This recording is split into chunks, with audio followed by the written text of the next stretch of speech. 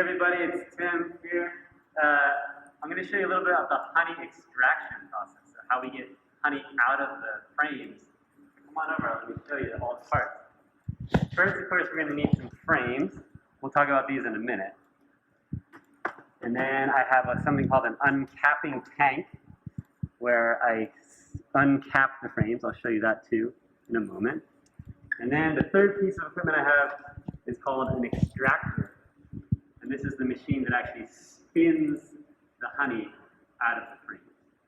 So this is actually a little bit of a funny time of year. I'm extracting honey not for me, but for my bees this year. It's kind of the end of the season. And so the bees actually haven't totally finished making the honey. I don't remember if I showed this before, but when you look at a frame that has honey in it, you can see the difference between here, where it's open still, and here, where there's a wax capping.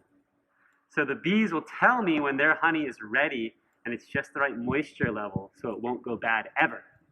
And that's when they put this capping over there. Because they haven't finished that, this honey might not actually be ready, so I'm not going to give it to humans and people because it might spoil a little bit or ferment. But if I feed it back to some of the beehives that don't have as much honey, they'll use it up right away, and it'll help them store it for the winter. So when there is cappings, which this has a little bit on, usually it'll be all covered in caps. And I have a little special fork here called a capping scratcher. Looks like a little pick. And I can use it. See if I can show you. I'll use my left hand here.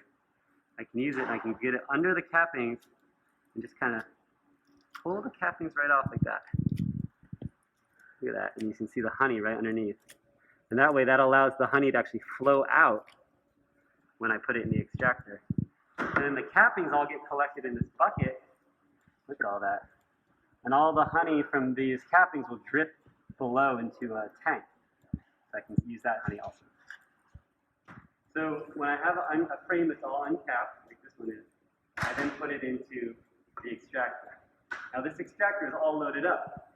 So I'll show you how that works. You can come take a closer look here. It's just like a big metal tube, and inside there's kind of like a basket, and it can hold 4 frames, 2 on each side. And so what happens is, when I start cranking this thing, it spins around and around and around, and the centripetal force pulls the honey out of the frame. It hits the side of the barrel here, of the extractor, and drips down into the bucket. So I'm going to start spinning this. This is all loaded up already. I'll start spinning it, and you can see what happens.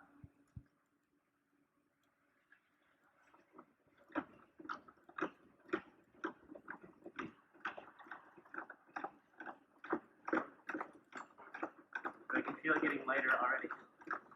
Come on over and let's take a look at it spinning from the top.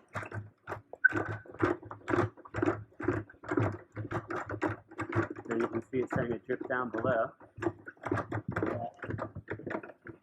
So cool. Honey waterfall. As this honey drips out here, I want to show you something pretty interesting. Now when I make honey and sell honey and process it for people, I put a little filter in here that just gets the wax out and any other little bits of like bee wings and things like that. But if you notice here, look how kind of dark, deep brown that is. And when you look in the bucket, it's almost black. So beautiful. And compare that color to this color, which is early summer honey. This is probably June, maybe late June or early July that I harvested that. And why is the color so different? The color is so different because there are different flowers that are going into the making of these 2 honeys. Right now in the fall, a lot of the honey is going to be like from knotweed, Japanese knotweed, from goldenrod. Those tend to make darker honeys. Knotweed is related to buckwheat, I believe, and so if you've ever seen buckwheat honey in the store, you know it's almost like molasses. So this is very flavorful honey. Almost sometimes has like a funky smell even, compared to the much lighter, sweet, very sweet spring honey. It doesn't have as much flavor. So, thanks for checking it all out.